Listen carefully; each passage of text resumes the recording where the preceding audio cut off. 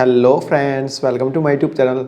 Friends, DDA special housing scheme 2021 की अपनी series को कंटिन्यू करते हुए आज की वीडियो में हम डीडीए द्वारा अलॉटमेंट के लिए निकाले गए एलआईजी फ्लैट्स का एनालिसिस करेंगे। और यहाँ पे मैं आपको अपना व्यू बताऊंगा कि यदि आप एलआईजी फ्लैट्स के लिए अप्लाई करने जा रहे हैं तो कहाँ के फ्लैट्स को अपनी प्रेफरेंस लिस्ट में रख सकते हैं। फ्रेंड्स, ये मेरा अपना पर्सनल व्यू रहेगा जो कि पर्सन टू पर्सन वेरी कर सकता है। तो फ्रेंड्स, डीडीए ने अपनी इस स्कीम में यानी स्पेशल हाउसिंग स्कीम 2021 में टोटल जो एलआईजी फ्लैट्स अलॉटमेंट के लिए रखे हैं वो रखे हैं 11,452। जी हाँ फ्रेंड्स, 11,452 फ्लैट्स डीडीए ने रखे हैं अलॉटमेंट के लिए अपनी इस स्कीम के अंतर्गत। इसमें मेनली डीडीए ने जो फ्लैट्स रखे हैं वह इस प्रकार से है। रोहिणी सेक्टर 34, 35 में टोटल फ्लैट्स रखे हैं 2003। नरेला सेक्टर G7 में टोटल फ्लैट्स की संख्या है 6,546। Sector G8 Narela sector G8 में टोटल फ्लैट्स हैं 1,223। रामगढ़ में जो एलआईजी फ्लैट्स अलॉटमेंट के लिए रखे हैं उनकी संख्या है 1,223। सिरसपुर में जो फ्लैट्स अलॉटमेंट के लिए रखे हैं उनकी संख्या है 750 के आसपास है, 750। लोकनायकपुरम में जो फ्लैट्स एलआईजी फ्लैट्स जो अलॉटमेंट के लिए रखे हैं उनकी संख्या है 147। और नरेला सेक्टर G2 में जो फ्लैट्स रखे हैं अलॉटमेंट के लिए उनकी संख्या है 515। यानी जो फ्लैट्स का नाम मैंने यहाँ पे बताया, जैसे Rohini sector 34, 35, Narela sector G7, G8, Ramgarh, Sirspur, Loknayakpuram और नरेला सेक्टर G2, इन सभी के फ्लैट्स की टोटल संख्या जो हो जाती है 11,403। यानी इन 6 या 7 जगह जो भी मैंने बताया है इनमें टोटल जो फ्लैट्स रखे गए हैं अलॉटमेंट के लिए उनकी संख्या है 11,403।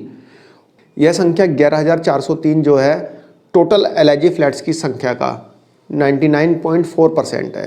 यानी टोटल जो संख्या है एलआईजी फ्लैट्स की जो डीडी ने रखे हैं अलॉटमेंट के लिए उनकी टोटल संख्या है 11,452, जिसमें से इन 6 जगहों पे जो फ्लैट्स अलॉटमेंट के लिए रखे गए हैं उनकी संख्या है 11,403।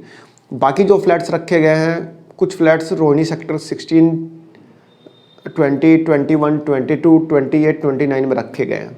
बट किस सेक्टर में कितने रखे गए हैं ये नहीं पता। फ्लैट दिखाने वाला कौन है ये नहीं पता। कौन से पॉकेट में रखे हैं ये भी नहीं पता। तो फ्रेंड्स, फ्लैट्स में कहाँ से दिखाऊं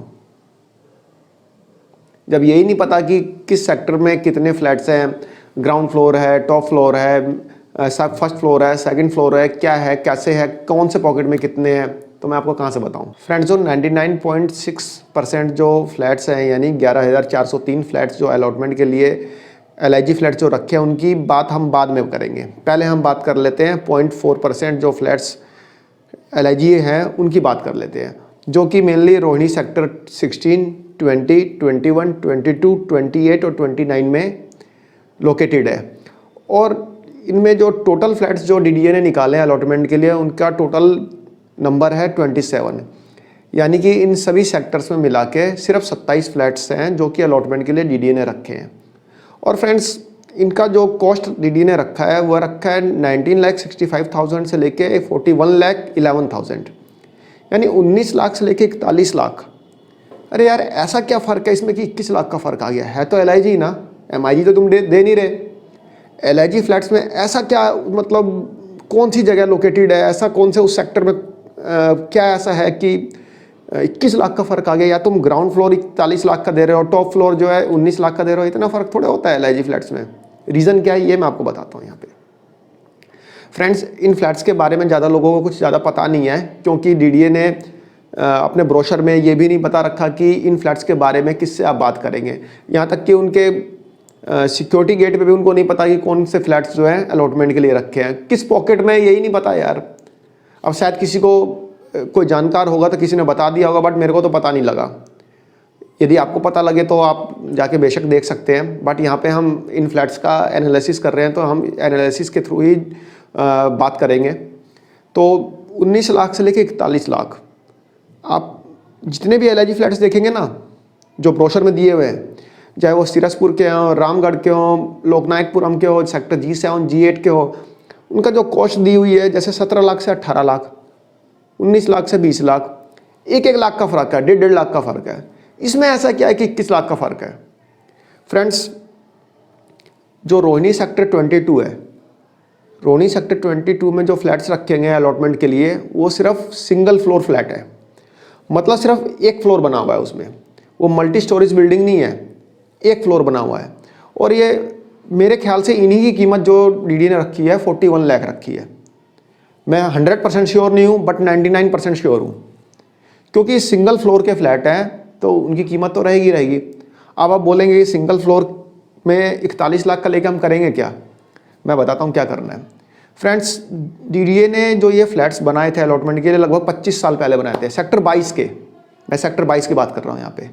ये 25 साल पुराना कंस्ट्रक्शन है, बट वहाँ पे सारे के सारे फ्लैट्स बिक चुके हैं। सिर्फ मेरे ख्याल से 2-3-4 फ्लैट्स बचे होंगे जो कि डीडीए ने अलॉटमेंट के लिए रखे हैं। इनका फ़ायदा ये है कि ये फ्लैट्स जो है एक्सपेंडेबल हैं, मतलब आप इस फ्लैट को तोड़ के 4 फ्लोर बना सकते हैं। जी हाँ फ्रेंड्स, 4 फ्लोर बना सकते हैं। और यहाँ पे बने भी हैं। यहाँ पे पीछे बिल्डर्स, बड़े बड़े बिल्डर्स ने ले लिए थे इन फ्लैट्स का जब अलॉटमेंट निकला था पिछले लास्ट ईयर्स में, पिछले कई सालों में, तो उन्होंने ले लिए थे। अब ये फ्लैट्स जो हैं तोड़ तोड़ के 4-4 मंजिल के फ्लैट्स बना दिए हैं और ये बिल्डर फ्लोर वाइज बिक रहे हैं। जैसे ग्राउंड फ्लोर 18 लाख का, उसके ऊपर 16 लाख का, इस टाइप से, मतलब 20 लाख का, मतलब फ्लोर वाइज ये फ्लैट्स जो है बिकने शुरू हो चुके हैं और बिक भी चुके हैं काफ़ी। मेरे ख्याल से यहाँ पे 2 या 3 फ्लैट्स ऐसे बचे होंगे जो डीडीए अलॉटमेंट के लिए रह गया होगा, या इस अलॉटमेंट के उसमें डाला है, तो उन्हीं की कीमत जो रखी है 41 लाख रुपए रखी है। दूसरा हम चलते हैं सेक्टर 21 की तरफ। सेक्टर 21 में 2 स्टोरीज बिल्डिंग बने हुए हैं, मतलब 2 स्टोरीज फ्लैट्स हैं, सिर्फ 2 मंजिल के हैं। उनकी कीमत भी हो सकती है कि 27 लाख रखे, 28 लाख रखे, 30 लाख रखे। डीडीए जब आपका डिमांड लेटर आएगा तब आपको पता चलेगा ना कि कितनी कीमत है, क्योंकि इसमें यहाँ पे तो टोटल ओवरऑल कॉस्ट लिख दी है 19 लाख से लेके 41 लाख। अब मान लीजिए कोई आपका ऐसे सेक्टर में आए जो आपको पसंद ना आए और उसकी कीमत 30 लाख रुपए हो, तो ये चीज़ मेरे को मतलब या तो सेक्टर वाइज लिखता, इस सेक्टर में इतने का, इस सेक्टर में इतने का। और सेक्टर 22 का मैं लोकेशन आपको बता देता हूँ। हम सेक्टर 23 के फ्लैट्स देखने गए थे, एमआईजी फ्लैट्स, आपको ध्यान होगा, आपने मेरे साथ वहाँ का देखा होगा। वहाँ पे मैंने एक आपको अग्रसेन कॉलेज दिखाया था, महाराजा अग्रसेन कॉलेज। उस कॉलेज के पीछे ही ये फ्लैट्स हैं सेक्टर 22 के। और सेक्टर 21 के बारे में मैंने आपको बता दिया कि ये 2 स्टोरीज बिल्डिंग है, यानी 2 स्टोरीज के फ्लैट्स हैं, इसलिए इनकी कीमत भी ज़्यादा हो सकती है। बाकी जो फ्लैट्स हैं सेक्टर 16, 20, 28, 29, उसके बारे में मुझे नहीं पता। मुझे यही नहीं पता कि कौन से पॉकेट में कितने फ्लैट्स हैं, ना ही डीडीए ने अपने ब्रोशर में बताए हैं, ना ही वहाँ पे किसी का कॉन्टैक्ट पर्सन का नंबर दिया है कि मैं जाके पता कर सकूँ, इसलिए मैं इनके बारे में नहीं बता सकता। तो डीडीए ने जितने भी एलआईडी फ्लैट्स अपने ब्रोशर में निकाले हैं अलॉटमेंट के लिए, उनमें से हम रोहिणी के फ्लैट्स को यहाँ से हटा देते हैं। बाकी अब जो 99.6% जो फ्लैट्स बचे हैं उनके बारे में हम यहाँ पे बात करेंगे। पहले हम बात करते हैं रामगढ़ की। फ्रेंड्स, रामगढ़ के फ्लैट्स आपने मेरे साथ देखे, मेरे को फ्लैट्स पसंद नहीं आए। 17 लाख रुपए में कोई फ़ायदा नहीं है, वो 10 लाख रुपए के भी फ्लैट्स नहीं है, इसलिए रामगढ़ को भी हम अपने लिस्ट से हटा देते हैं, उसको काट देते हैं। रामगढ़ भी हट गया। उसके बाद हम बात करते हैं लोकनायकपुरम के फ्लैट्स के बारे में।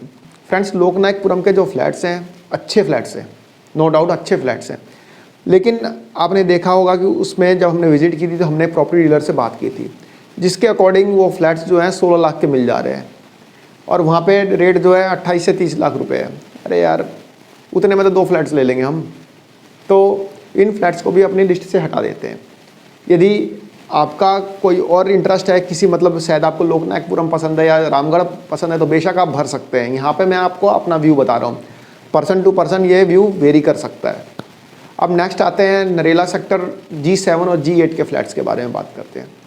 Friends, Narela sector G7, G8 के फ्लैट्स अच्छे बने हैं, नो डाउट अच्छे बने हुए हैं, स्पेस भी ठीक ठाक है, लेकिन फ्रेंड्स पिछले कई सालों से डीडीए उनको बेच ही नहीं पा रहा है। आइसोलेट एरिया है, चोरी चकारी बहुत होती है, दिक्कत है, एक्चुअल में दिक्कत है। आप एक बार जाके भी देख सकते हैं। ऐसा नहीं, मैं नहीं कह रहा हूँ कि वर्थ नहीं है, लेकिन उसकी वर्थ कब होगी फ्यूचर में ये नहीं पता। और डीडीए ने वहाँ पे अच्छी तरह से डेवलपमेंट भी नहीं किया है, तो इसलिए मैं G7, G8 के फ्लैट्स को प्रेफर करने के लिए नहीं कहूँगा, क्योंकि वहाँ पे जिन्होंने खरीदे हैं ना फ्लैट्स, वो भी बेचने के फिराक में है, उनको खरीदार नहीं मिल पा रहे। आपको वहाँ पे रीसेल में फ्लैट मिल जाएंगे, शायद हो सकता है कि रेट टू रेट भी लोग दे दें। तो नरेला सेक्टर G7, G8 के जो फ्लैट्स हैं, मेरे को नहीं लगता कि फ्यूचर इन्वेस्टमेंट अगले 5 साल 10 साल के लिए कोई अच्छा इन्वेस्टमेंट रहेगा ये नरेला में। मेरे को नहीं लग रहा ये चीज़ का, क्योंकि वहाँ पर कोई नहीं रहता। जिन्होंने खरीद रखे हैं उन्होंने भी रीसेल के लिए डाल रखे हैं, वो भी बेचना चाह रहे हैं। किराए पे लग नहीं पा रहे हैं फ्लैट्स, किराए पे भी नहीं लग पा रहे। बहुत दिक्कत है वहाँ पे। तो फाइनली इसमें जो बच जाते हैं वो फ्लैट्स बच जाते हैं सिरसपुर के और रोनी सेक्टर 34 35 के। यदि आप रेंट के पर्पज़ से ख़रीदना चाहते हैं तो सिरसपुर के खरीद सकते हैं, बट रहने के पर्पज़ से उतना अच्छा मैं नहीं कह सकता, बट रेंट के पर्पज़ से आप ख़रीद सकते हैं। वहाँ पे मतलब पॉपुलेटेड एरिया है, ऐसा नहीं है कि लोग कोई नहीं रहता, पॉपुलेटेड एरिया है, ठीक है, लेकिन उसका कंस्ट्रक्शन उतना अच्छा नहीं है। मतलब सिरसपुर के जो फ्लैट्स है उतना अच्छा कंस्ट्रक्शन नहीं है। आप फ्लैट रेंट के लिए दे देंगे, ठीक है, रेंट पे ले चला जाएगा इजीली, आपको रह भी सकते हैं, रह भी सकते हैं। आप उसको एलआईजी की अपनी सेकंड प्रायोरिटी लिस्ट में डाल सकते हैं। और फर्स्ट में किसको डालना, फर्स्ट में आप रोनी सेक्टर 34 35 को डाल सकते हैं। फ्रेंड्स, रोनी सेक्टर 34 35 के फ्लैट्स जो है पिछले कुछ सालों से बिक नहीं पाए हैं। क्यों? क्योंकि उनका फ्लैट का साइज़ जो है ना थोड़ा छोटा है, इस रीज़न से नहीं बिक पा रहे हैं। और दूसरा, वहाँ पे इंफ्रास्ट्रक्चर प्रॉपर नहीं है, वहाँ पे मेट्रो नहीं है और बसेस की भी उतनी अच्छी फैसिलिटी नहीं है, बट है, लेकिन वो ना सेक्टर 34 और 35 के जो फ्लैट्स जो है ना ऑर्गेनाइज तरीके से बनाए गए हैं। उनके लिए वहाँ पे प्रॉपर पार्क के स्पेस छोड़ा गया है, स्कूलों के स्पेस छोड़ा गया है, तो हर चीज़ मतलब प्रॉपर उसके लिए स्पेस छोड़ रखा है डीडीए ने। और आज ना कल वहाँ पे डेवलपमेंट होगा ही होगा, क्योंकि सबसे बड़ी बात ये रोहिणी है, रोहिणी का डेवलपमेंट तो होगा ही होगा। अब अगले 5 साल 10 साल में कभी भी हो, बट होगा। आपको जो मैंने रोहिणी सेक्टर 22 के फ्लैट्स बताए ना, आज से 20 साल पहले ये 2-2 लाख रुपए में बिके हैं फ्लैट से, जो आज 42 लाख रुपए डीडीए मांग रहा है। आप किसी प्रॉपर्टी डीलर से खरीदने जाएंगे ना तो 45 लाख के फ्लैट है ये सिंगल फ्लोर फ्लैट है। इसका फ़ायदा ये है कि एक्सपेंडेबल है, आप इनको एक्सपेंड कर सकते हैं, 4 मंजिल तक एक्सपेंड कर सकते हैं और फ्लोर वाइज भी बेच सकते हैं। तो किसी बिल्डर्स वगैरह को चाहिए तो उनके लिए तो ठीक है, किसी बिल्डर्स के लिए, किसी डीलर के लिए तो ठीक है, बट यदि रहने के पर्पज़ से आप ले रहे हैं तो इतना पैसा क्यों लगाना एलआईजी में? एलआईजी को और भी तो फ्लैट्स मिल रहे हैं। तो आप अपनी पहली प्रायोरिटी लिस्ट में आप चाहें तो रोहिणी सेक्टर 16 20 21 कुछ भी डाल सकते हैं, यदि आपको रोहिणी में ही लेना है तो। लेकिन उन फ्लैट्स के बारे में मेरे को पता नहीं है 16 20 21 और 28 और 29 के कौन से पॉकेट में कहाँ पे है, तो इसलिए थोड़ा सा हेजिटेशन है मुझे आपको बताने में कि ये ठीक रहेंगे या नहीं रहेंगे। बट रोहिणी सेक्टर 34 35 एक इन्वेस्टमेंट पर्पज़ के लिए ठीक है, लेकिन तुरंत के लिए नहीं, लॉन्ग टर्म इन्वेस्टमेंट के लिए। आप सोचे कि 2 साल में इसका रेट बढ़ जाएंगे, तो नहीं भाई, ऐसा नहीं है। रेट इनका टाइम लगेगा, लगभग मिनिमम से मिनिमम तो 5 साल तो लगेंगे ही लगेंगे, 5 साल तो लगेंगे ही लगेंगे इसको, मतलब इनको रेट इंक्रीज़ होने में। क्यों? अभी तो मेरे को नहीं लग रहा कि अगले 5 साल तक इनके रेट बढ़ेंगे भी। दूसरी चीज़, वहाँ पे जो फ्लैट्स हैं रोहिणी सेक्टर 34 35 के, वहाँ पे आप रह भी सकते हैं, जाके लोग रहते हैं वहाँ पे। दिक्कत यह है कि वहाँ पे आपको अपना व्हीकल होना ज़रूरी है, अदरवाइज़ दिक्कत है, बहुत दिक्कत है। अपना व्हीकल होगा तो कहीं भी आने जाने में कोई दिक्कत नहीं है, सब ईजिली आपका मूवमेंट बहुत ईजी हो जाएगा। लेकिन यदि अपना व्हीकल नहीं है ना, तब थोड़ी वहाँ पे इशू है। जिन लोगों के पास अपना व्हीकल नहीं है उनके लिए तो दिक्कत हो जाएगी वहाँ पे। और नरेला तो एकदम आउटस्कर्ट्स में पड़ जाता है। आउटस्कर्ट्स में तो रोहिणी सेक्टर 34 35 भी पड़ता है, बट वहाँ पे नरेला सेक्टर G7 G8 की अपेक्षा तो ज़्यादा बेटर है। वहाँ पे फ्लैट्स भी ऑर्गेनाइज तरीके से है, वहाँ पे अपार्टमेंट के अंदर पार्क वगैरह भी है, जिम वगैरह भी है, ओपन जिम भी है। तो इन सभी एलआईजी फ्लैट्स का एनालिसिस करने के बाद हम इस कंक्लूजन पे पहुँच रहे हैं कि यदि आपको इन्वेस्टमेंट पर्पज़ से चाहिए तो रोहिणी सेक्टर 34 35 के फ्लैट्स जो हैं ठीक ठाक है, आप उसमें इन्वेस्ट कर सकते हैं और इनका फ्यूचर लाभ भी हो मिलेगा ही मिलेगा। लेकिन वेट करना पड़ेगा, ये नहीं कि आप सोचें कि 2 साल 3 साल में, हो सकता है 5 के बदले 10 साल भी लग जाए। तो ये डिपेंड करता है कि क्या वहाँ पे डेवलपमेंट करता है डीडीए, लेकिन डेवलपमेंट होगा नो डाउट। वहाँ पे ऑर्गेनाइज तरीके से हर चीज़ के लिए हर स्पेस छोड़ रखा है, हॉस्पिटल्स के लिए अलग, स्कूल के लिए अलग, मतलब प्रॉपर तरीके से ऑर्गेनाइज्ड है वो। बस यही डेवलपमेंट अभी हुआ नहीं है, पिछले 5 साल से नहीं हुआ। वैसे तो फ्लैट्स बना के छोड़ रखे हैं, 2014 के फ्लैट्स बने हुए हैं, आज कितने 2022 है, 8 साल में 7 साल में तो हुआ नहीं, 7-8 साल में। आगे कब तक होगा ये नहीं पता, लेकिन ये एलआईजी में यदि आप भरना ही चाहते हैं तो रोहिणी सेक्टर 34 35 ठीक है, आप वहाँ पे भर सकते हैं। दूसरी चीज़ की, यदि आप डीडीए से फ्लैट्स लेते हैं तो आप ओरिजिनल अलॉटी कहलाएंगे ना, ये एक थोड़ा सा फ़ायदा होता है डीडीए से फ्लैट लेने में। अदरवाइज़ तो आप बिल्डर फ्लोर भी ले सकते हैं, आप रीसेल में भी ले सकते हैं। तो फ्रेंड्स, ये मेरा एक छोटा सा एनालिसिस था एलआईजी फ्लैट्स के ऊपर में। ये मेरा अपना पर्सनल व्यू है, इसमें पर्सन टू पर्सन वेरी भी कर सकता है। तो फ्रेंड्स, छोटी सी इन्फॉर्मेशन थी आपके लिए। आशा करता हूँ आपको पसंद आई होगी। धन्यवाद, नमस्कार।